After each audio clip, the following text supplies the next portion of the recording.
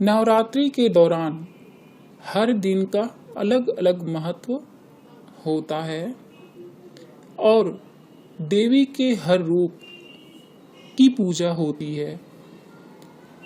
आज इस महा त्योहार का चौथा दिन है जिसमें देवी कुष्मांडा की पूजा का विधान है।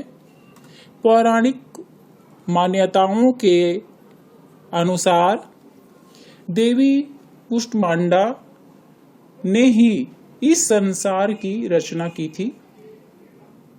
यही कारण है कि इन्हें सृष्टि की आदि स्वरूपा और आदि शक्ति भी कहा जाता है। कहा जाता है कि शुरुआत में हर ओर अंधेरा ही अंधेरा था। तब देवी ने अपने मंद हंसी से ब्रह्मांड की रचना की थी।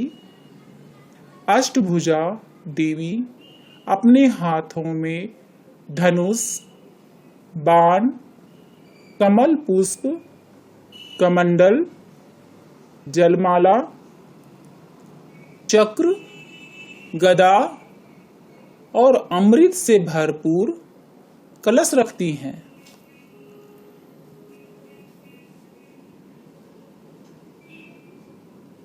विद्वानों के अनुसार भगवान सूर्य की मां कुष्मांडा का निवास स्थान माना जाता है। साथ ही कहा जाता है कि देवी के इस रूप की पूजा करने से भक्तों के सभी दुख खत्म हो जाते हैं।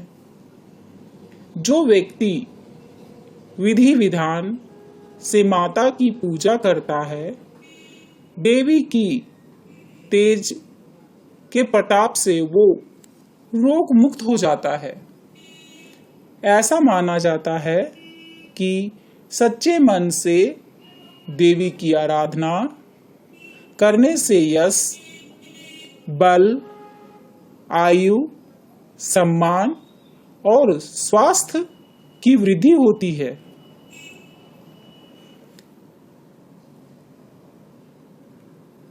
पौराणिक मान्यताओं के मुताबिक मां कुष्मांडा के तात्पर्य है कुम्हड़ा। कहा जाता है कि संसार के दैत्यों के अत्याचार से मुक्त करने हेतु मां दुर्गा के देवी कुष्मांडा का अवतार लिया था। इस देवी का वाहन सिंह है। संस्कृत में कुम्हड़े को कुष्मांड कहते हैं, इसीलिए इस देवी को कुष्मांडा कहते हैं। मान्यता है कि मां को हरे रंग का भोग अति प्रिय है। हरे रंग के फल जैसे मौसमी, अंगूर, शरीफा और हरे केले का भोग माता को लगाएं। साथ ही उन्हें नारियल की भेंट अवश्य करें। कहते हैं कि माता को जो भी व्यक्ति नारियल भेंट करता है, उन्हें सभी इच्छाएं पूरी होती है। नवरात्रि में रोज की भांति सबसे पहले कलश की ही पूजा कर माता को नमन करें। हो सके तो पूजा में बैठने से पहले और हरे ऑरेंज कलर का कपड़ा पहने, लाल चूड़ी अर्पित करे, लाल वस्त्र दान करे। उन्हें हलवा भी बहुत पसंद है माता को। अब माता का सबसे लास्ट में मंत्र का जाप जरूर करें।